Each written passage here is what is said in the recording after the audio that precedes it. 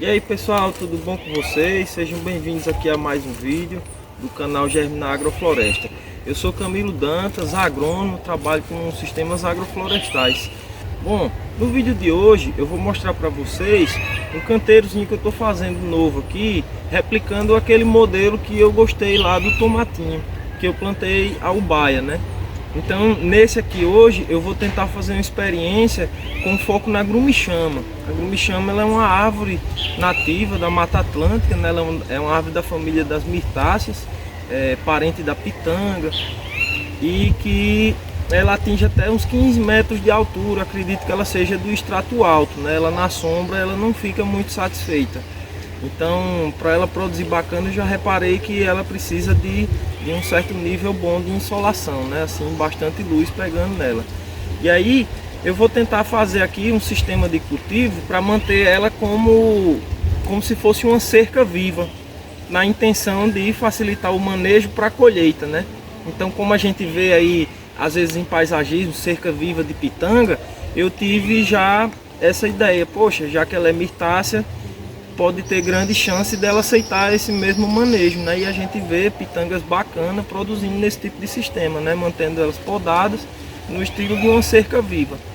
Então eu vou tentar fazer aqui o plantio no espaçamento a cada 75 centímetros. Eu já preparei aqui o canteiro. Então esse canteiro aqui eu vou plantar a grumichama com macaxeira, o tomate cereja, a salsa e o que mais eu tiver aqui de coisinhas pequenas para acompanhar aqui e pegar carona na adubação e na aguação que vem na sequência, né?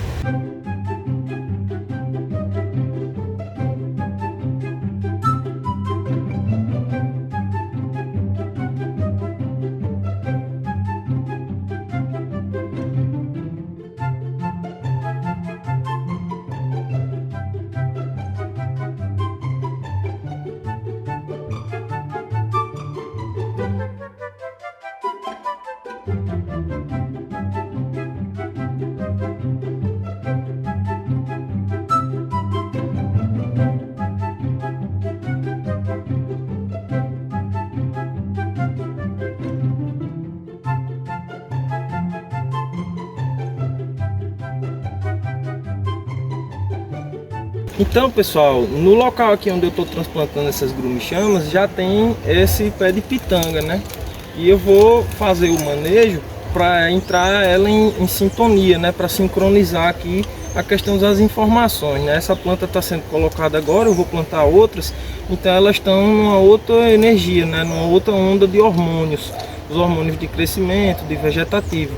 A pitanga, ela já está no estágio, ela já está querendo florar, então eu vou dar uma poda aqui na pitanga geral e eu vou mostrar para vocês como é que a gente faz para manter a pitanga pequena e produtiva, que é a mesma técnica que eu vou tentar aplicar aqui com a grumichama. Então vocês podem reparar que a poda anterior que eu fiz, eu realizei mais ou menos nessa altura aqui, ó, tá vendo? Os tocos que ficaram. A planta ficou toda dessa altura. Eu tento sempre fazer um corte padronizado. E olha o lance de crescimento que ela deu, ó, a altura dos galhos. Então aqui já fica difícil para eu coletar as pitangas. A planta gosta de ficar assim, mas fica difícil para eu coletar as pitangas. Então dessa vez eu vou fazer essa poda um pouco mais embaixo, que aí ela vai ter também esse mesmo comportamento, né? Ela vai crescer essa altura, só que ela vai ficar mais baixa, porque eu fiz uma poda mais baixa nela. Então vai facilitar, vai ficar na altura correta para eu conseguir coletar todas as pitangas aqui. Então eu vou fazer aqui a poda para vocês acompanharem.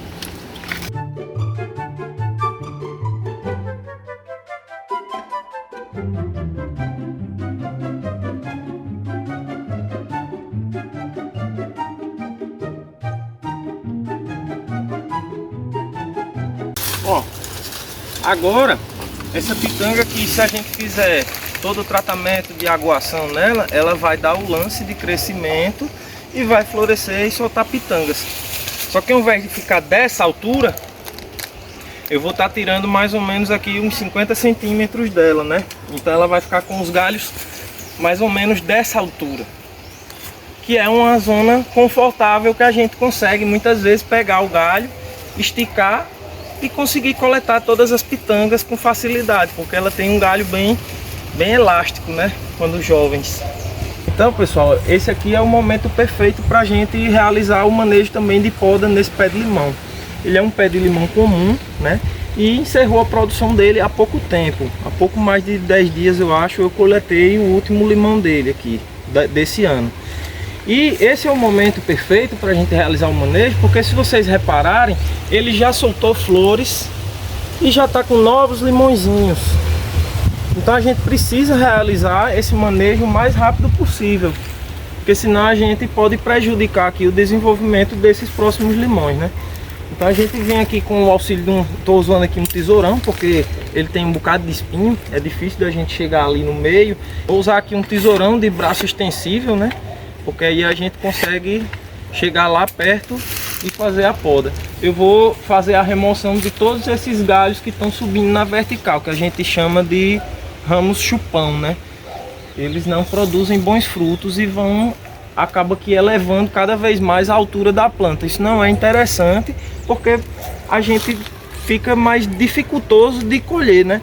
Então é muito mais interessante para a gente colher os frutos aqui nessa área aqui embaixo do que lá no alto, ou ter que botar escada, ou se aquele fruto cair no chão ele acaba machucando, porque né, ele está mais alto, a queda é maior. Então até um fruto aqui dessa região de baixo, quando ele cai no macio, ele cai no folhiço e você consegue tranquilamente aproveitá-lo. Vamos lá então.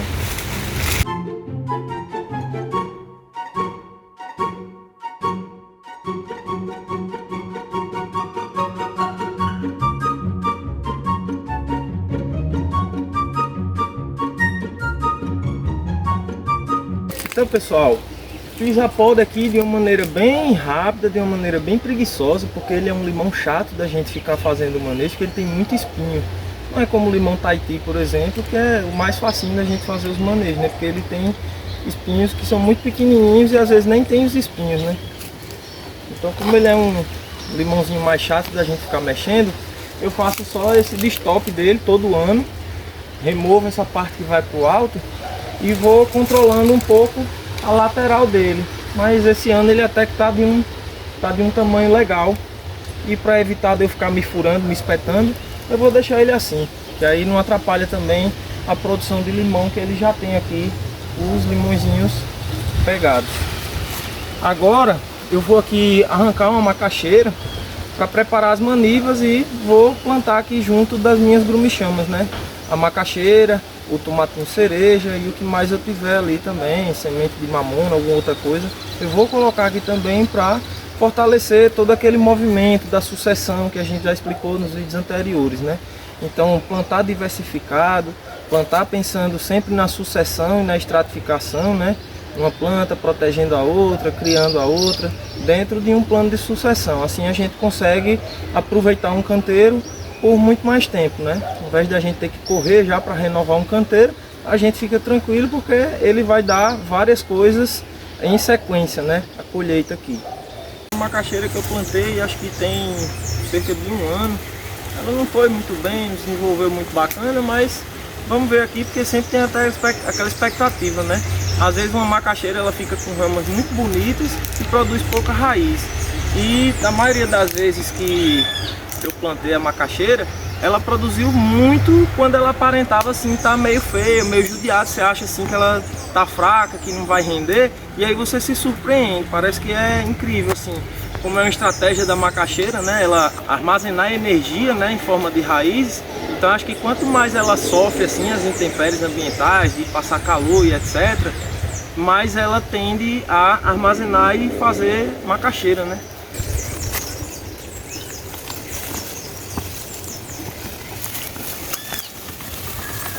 Ó, a facilidade na hora de arrancar, porque na hora de plantar, eu plantei daquele jeito que eu mostrei para vocês, né, com a maniva em 45 graus assim no solo, beleza? Então fica fácil na hora de arrancar, não quebra lá dentro, ó, todas saíram inteiras, bacana. Quebrou uma. Tô aqui com as ramas, ó, da macaxeira, né? Eu já mostrei para vocês como é que a gente prepara as ramas para o plantio, né?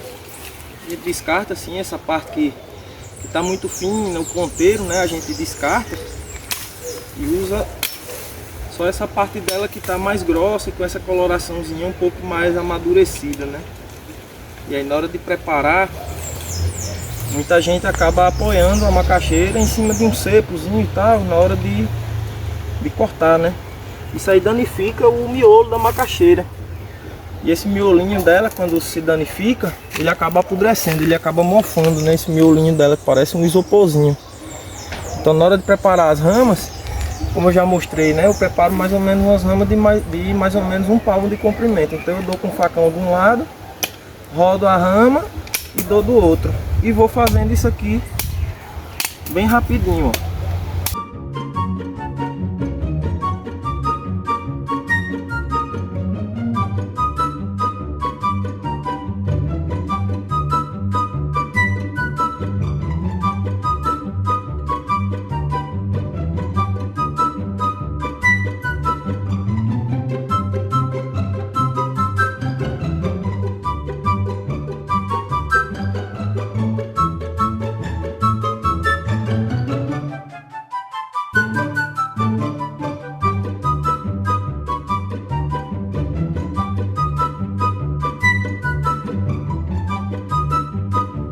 Então vamos lá, a macaxeira, né, vocês lembram?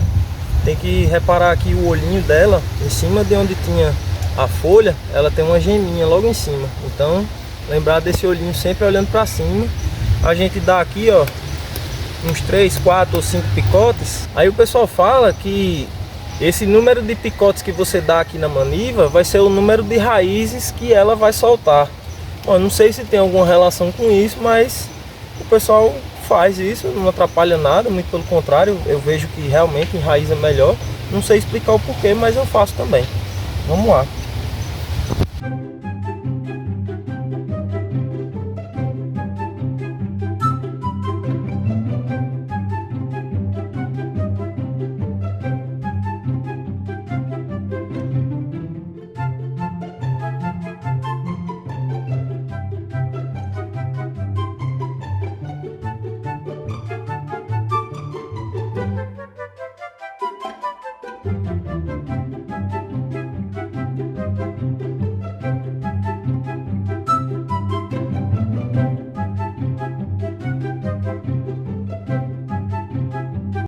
Então pessoal, agora que a gente já transplantou aqui as grumichanas e plantou a macaxeira no canteiro, chegou o momento da gente transplantar as mudas de tomate e depois vamos plantar ali as mudas da salsinha.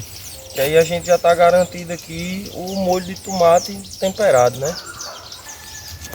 Então aqui, ó, na cabeceira de cada grumichama com macaxeira, eu venho e coloco aqui uma muda de tomatinho cereja.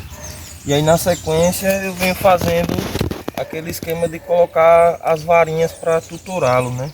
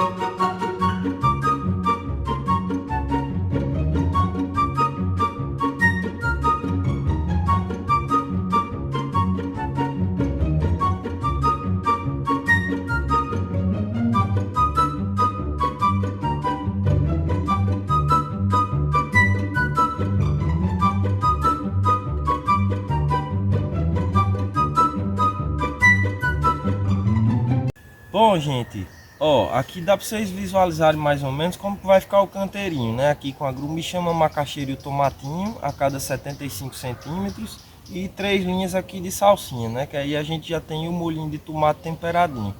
Então aqui dentro daquele plano de sucessão, né? A gente vai ter aqui a salsinha e o tomatinho para colher primeiro, né? Depois a gente vai ter a macaxeira e por último a grumichama, que teoricamente ela começa o período de produção dela ali parecido com o da pitanga, mais ou menos 2, 3 anos mais ou menos, ela começa a produzir. Então o canteiro que a gente tem aqui de proposta para essa semana tá preparado, beleza? Então se vocês gostaram aí do conteúdo, do vídeo, deixe seu like, compartilhe. Se tiver alguma dúvida, alguma sugestão também, deixa aí nos comentários que a gente tá sempre lendo, né? Beleza? Então até a próxima semana, pessoal. Valeu!